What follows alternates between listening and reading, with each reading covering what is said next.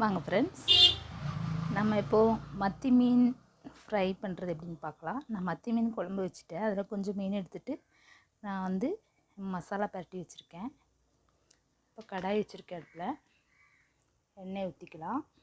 பொரிக்கிறதுக்கு தேவை கொஞ்சமாக போதும். இந்த மாதிரி ஃப்ரைங் பேனில் வச்சு பொரிச்சிக்கலாம். கொஞ்சம் எண்ணெய் சூடாகட்டும். இந்த மீனில் பார்த்திங்கன்னா கார்ன்ஃப்ளவர் மாவு 1 ஸ்பூன், அதுக்கப்புறமா நம்ம மீன் வறுவல் மசாலா, அப்புறம் மஞ்சள் தூள், கொஞ்சம் மிளகாத்தூள், இஞ்சி பூண்டு பேஸ்ட் எல்லாம் சேர்த்து கொஞ்சம் ஒரு எலுமிச்சம்பழ சாறு கொஞ்சமாக சேர்த்துட்டு எல்லாம் மிக்ஸ் பண்ணி பரட்டி வச்சுருக்கேன். இதை நம்ம இப்போ ஃப்ரை பண்ணிக்கலாம்.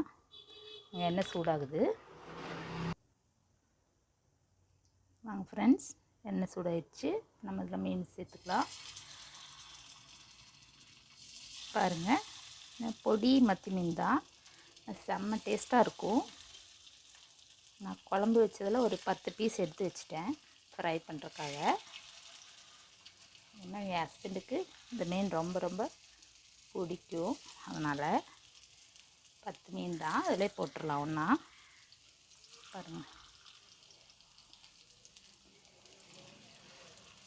பாருங்கள் ஃப்ரை ஆகட்டும். மீன் ஃப்ரை ஆகுது. இப்போ கொஞ்சமாக கருவேப்பிலை ஆட் பண்ணிக்கலாம். கருவேப்பிலை சேர்த்துறதுனால இந்த மீன் வந்து நல்லா கருவேப்பிலை ஃப்ளேவரோட செம்மையாக இருக்கும். நீங்கள் ட்ரை பண்ணி பாருங்கள். பாருங்கள் ஃப்ரெண்ட்ஸ், இந்த மீன் ஃப்ரை ஆகுது. நம்ம ஒன் சைடாக திருப்பி விட்டுக்கலாம்.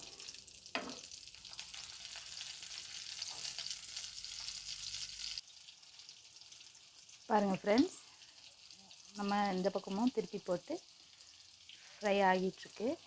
ஆல்ரெடி ஃப்ரை ஆகிருச்சு. ஓகே ஃப்ரெண்ட்ஸ், நீங்களும் இது மாதிரி ஃபிஷ் ஃப்ரை ட்ரை பண்ணி பாருங்கள். ட்ரை பண்ணி பார்த்துட்டு எப்படி இருக்குன்னு கமெண்டில் சொல்லுங்கள். வாங்க ஃப்ரெண்ட்ஸ், சாப்பிட்லாம். மத்தி மீன் குழம்பு, மத்தி மீன் ஃப்ரை, ஒயிட் ரைஸோடு சாப்பிடலாம். வாங்க. தேங்க்யூ.